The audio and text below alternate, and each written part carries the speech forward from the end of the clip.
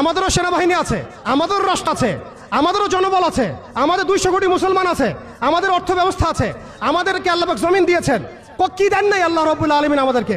তারপরে কেন এই জায়গায়? এর উত্তর আপনি খুঁজে বের করেন। আপনি খেয়াল করে দেখেন, আজকে আমরা এই জায়গায় চলে আসছি শুধুমাত্র একমুখী, তাদের সামরিক আগ্রাসনের ভিত্তিতে নয়। আমাদের সেনাবাহিনী কম নাই, আমাদের জমি কম নাই, আমাদের দেশ কম নাই, আমাদেরও প্রযুক্তি কম নাই। তাহলে আমরা এই পর্যায়ে কেন আসলাম?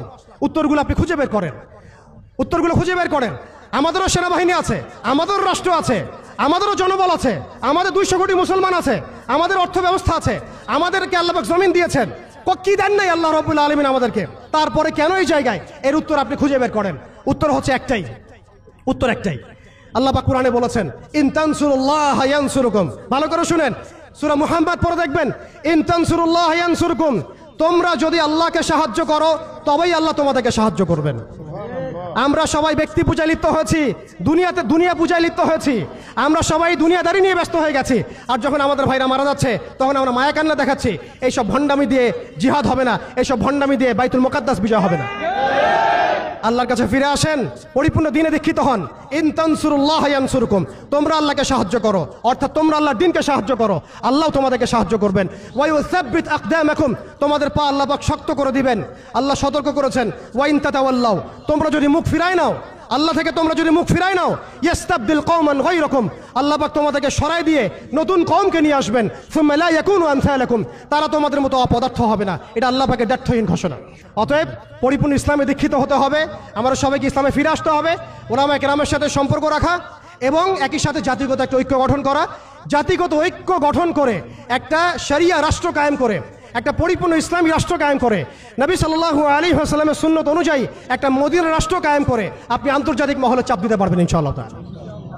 আর যদি সেটা না হয়, আর যদি আমাদের রাষ্ট্র ব্যবস্থা, সরকার ব্যবস্থা, প্রশাসন এগুলোর ধার না ধরেন, তাহলে আমি বলে দিচ্ছি, আপনারা লিখে রাখেন, আজকে গাজাবাসীর যে অবস্থা হয়েছে, আজকে ইরাক, সিরিয়া, লেবানন, জর্ডান এগুলোর যে অবস্থা হয়েছে, আমাদেরও যে সেই অবস্থা হবে না এর কোনো গ্যারান্টি নাই।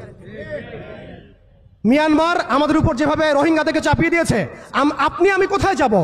আমাদের উপর যদি এরকম অবস্থা চাপিয়ে দেওয়া হয়, আপনাকে আমাকে কি ভুটান জায়গা দিবে? আপনাকে আমাকে নেপাল জায়গা দিবে? আপনাকে আমাকে কি মায়ানমার জায়গা দিবে? আপনাকে আমাকে কি ভারত জায়গা দিবে? আপনাকে আমাকে কি পাকিস্তানও জায়গা দিবে? অতএব আমাদের এই জমিনে, আমাদের এই সংগ্রাম, আমাদের এই জিহাদ আমাদেরকেই করতে হবে, আমাদের ইসলাহ আমাদেরকেই করতে হবে, আমাদের ভবিষ্যৎ আমাদেরকেই করতে হবে। আল্লাহ পাক বোঝার তৌফিক দান করেন। বাংলাদেশের এই অবস্থায় এখন একটা ইসলামী রাষ্ট্র গঠনের কোনো বিকল্প নাই। আপনি আমি চাইলে লক্ষ কোটি মুসলমানকে সেখানে চাপ প্রয়োগ করে পাঠাতে পারতাম যদি আমাদের ইসলামিক রাষ্ট্র থাকতো। আমাদের যদি একটা ইসলামী রাষ্ট্র থাকতো, তাহলে ওরা যেভাবে ইউনাইটেড নেশনস গঠন করেছে, এইভাবে আমরাও ইউনাইটেড মুসলিম নেশন গঠন করতে পারতাম। আমরা সেটা পারি নাই, পারছি না। তারা যেভাবে ইউনাইটেড নেশনস গঠন করে সারা বিশ্বে মুসলিমদেরকে চাপ দিচ্ছে, ট্রাম্প কি বলছে আপনারা সবাই দেখছেন, মিডিয়া ভাই সবাই আছেন, স্পষ্ট ঘোষণা দিচ্ছে ওরা এখান থেকে বের হয়ে যাক, আমরা সেখানে বসতি স্থাপন করব। এটা কি মগের মূল্য? ওরা কেন সেখান থেকে বের হয়ে যাবে?